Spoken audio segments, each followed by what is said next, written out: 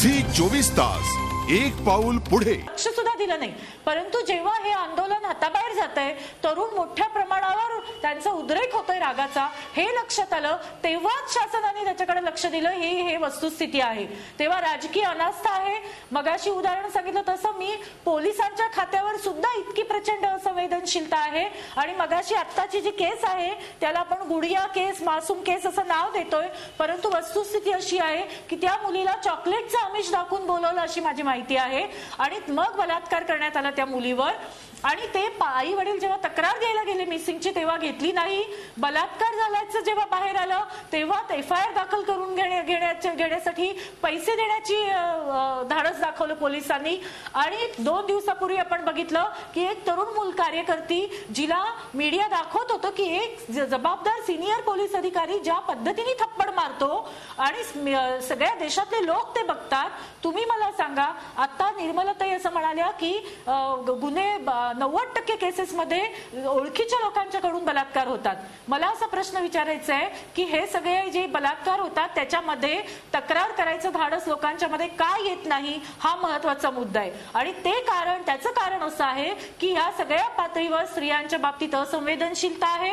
आणि पोलिसांच्याकडून अशा पद्धतीची मदत होईल, त्यामध्ये ह्या प्रकारचा गुन्हा दाखल केला तर आपली केस टिकेल, त्याच्यामध्ये गुन्हेगारांना शासन होईल असा विश्वास आपण देऊ शकलेलो नाही. हे महत्वाचं कारण आहे असं मला वाटतं. निर्मलाताई, यातलं राजकारण आपण क्षणभर बाजूला ठेवूया, परंतु आता मीराताईंनी अत्यंत महत्वाचा प्रश्न उपस्थित केला, तो म्हणजे पोलिसी असंवेदनशीलतेचा. कोणत्याही महिलेला अशा प्रकारचा अत्याचार झाल्यानंतर सुद्धा पोलिसांमध्ये जायचा विश्वास वाटत नाही, जो मुद्दा मगाशी एक वेगळ्या रीतीनं माधवराव मांडत होते. एक प्रकारे प्रशासनाचा हलगर्जीपणा, प्रशासनाचं त्यावर अंकुश नसणं हेच एकमेव कारण आहे ह्याला. सगळ्यामध्ये महत्वाचं म्हणजे ज्या वेळेला पोलिसांकडे हे रिपोर्ट होतं त्यावेळेला पोलिसांची इनसेन्सिटिव्हिटी ही इतकी भयानक आहे की त्या मुलीला खात्री नसते की पहिला प्रश्न ते मलाच विचारतील की तू तिथं काय करायला गेली होती. दुसरी गोष्ट म्हणजे FIR घेत नाहीत. फारच नाईलाजाने FIR घेतला तर इन्व्हेस्टिगेशन होत नाही, इन्क्वायरी होत नाही. फारच इन्क्वायरी वगैरे झाल्यानंतर जो अतिशय महत्वाचा मेडिकल एव्हिडन्स असतो त्याचं कलेक्शन होत नाही. म्हणजे राज्य कुणाचंही असो, पोलीस ही एक अशी यंत्रणा आहे की ती स्वतःला राज्यकर्त्यांच्या वरच हे करते. आणि म्हणून असंवेदनशील पोलीस, जसं जरी 90% जरी केसेस ह्या जरी ओळखीच्याकडून असल्या तरी ऍट द सेम टाइम सरकारची ही जबाबदारी आहे, पोलिसांची ही जबाबदारी आहे की अतिशय संवेदनशील पद्धतीने, आणि सुप्रीम कोर्टने सुद्धा गायडन्स दिलेले परंतु करत नाहीत. मॅडम, या प्रकरणात दिल्ली पोलीस, गांधीनगर पोलीस, आपण पोलीस स्टेशन मधले जे अधिकारी वागले ते कृत्य अत्यंत गैर होतं आणि एक प्रकारे त्यांना रोखण्यामध्ये दिल्लीच्या प्रशासनाला अपयश आलं असं ठाम म्हणाल तुम्ही? हो, नक्कीच म्हणेन, प्रश्नच नाही. माधवराव, आता तुम्हाला तर काही बोलायचं आहे का? त्यांनी ठामपणे मान्य केलंय की हो, ही चूक आहे आणि या चुकीचा निषेध व्हायलाच पाहिजे. ठीक आहे, मला आता या विषयापेक्षा एका वेगळ्या मुद्द्याकडे वळायचं आहे. कारण आपण चर्चा करतो ह्या घटना का घडतात, त्या घटना रोखण्यासाठी काय केलं पाहिजे याची.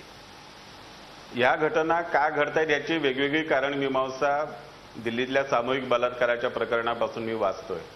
पण या सगळ्या याच्यामध्ये एका महत्वाच्या मुद्द्याकडे समाजातल्या विश्लेषण करणाऱ्या समाजशास्त्रीय मंडळींचं लक्ष का गेलं नाही माझ्या लक्षात येत नाही. मला आपल्या लक्षात आणून द्यायचंय की आज इंटरनेटच्या माध्यमातून इतकं प्रचंड लैंगिक आणि विकृत लैंगिक साहित्य समाजातल्या सगळ्या वर्गाला उपलब्ध आहे आणि सहजासहजी उपलब्ध आहे. ते नुसतं कॉम्प्युटरवर, डेस्कटॉपवर, लॅपटॉपवर नाहीये, तर मोबाईलवरती सुद्धा उपलब्ध आहे. आणि हा जो पोर्नचा मारा, लैंगिक साहित्याचा मारा समाजावरती अखंड चालू आहे, त्याचं ह्या सगळ्या प्रकरणांच्या मागे, प्रकरण वाढण्याच्या मागे किती परिणाम आहे, किती प्रभाव आहे, हाही अभ्यास, हाही विचार करायला हवा. आणि त्याच्यामध्ये फार वेळ घालवण्याची गरज आहे असं मला वाटत नाही.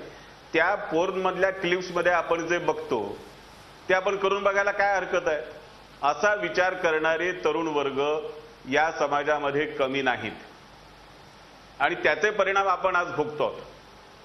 ही जी आजची मुलगी, आजची स्त्री, आजची महिला जी असुरक्षित आहे त्याच्या मागे हा पोर्नचा मारा आहे, जाहिरातींमधल्या लैंगिकतेचा मारा आहे, असं मला स्वतःला आता वाटायला लागलंय.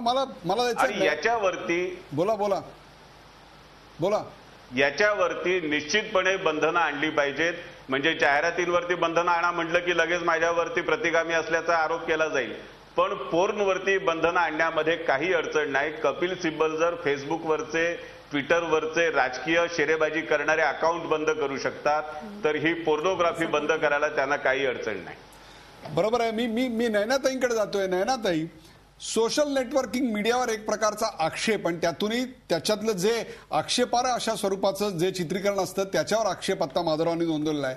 मला तुम्ही सांगा, फक्त सोशल नेटवर्किंग मीडिया आणि त्याच्यावरच्या आक्षेपार्ह साईटचं असणारं वयानुरूपचं आकर्षण एवढंच याला कारणीभूत आहे का घरातले संस्कार सुद्धा तेवढेच महत्वाचे असतात, समाजाचा दबावही तेवढाच असायला लागतो, तो नाहीये म्हणून अशा प्रकारच्या घटना घडतायत? काय सांगाल आपण? दोन्ही गोष्टींचा याच्यावरती परिणाम होतो असं जाणवतं.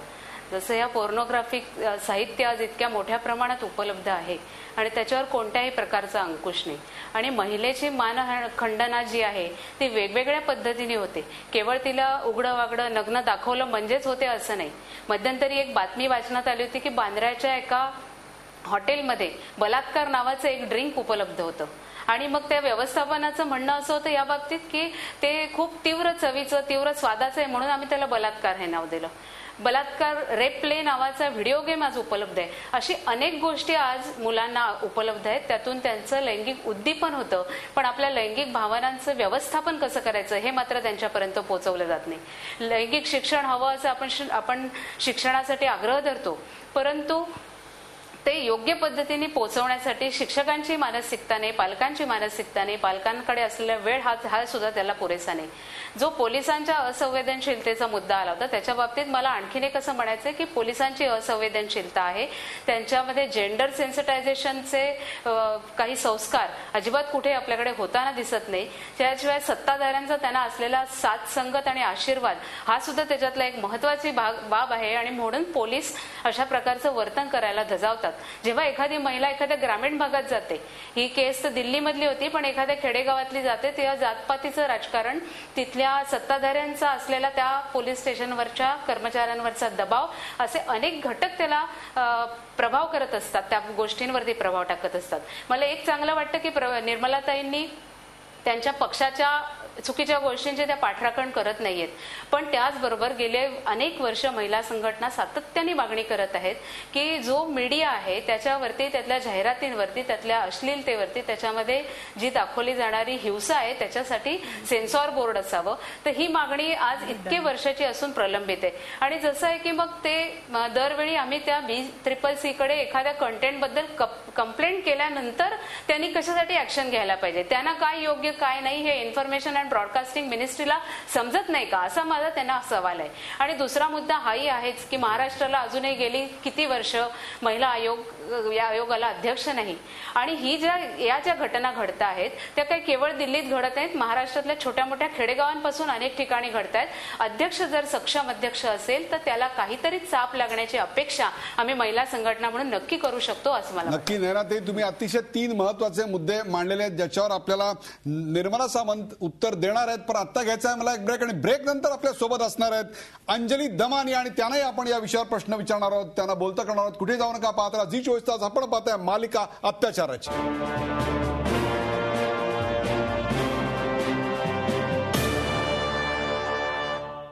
झी 24 तास, एक पाऊल पुढे.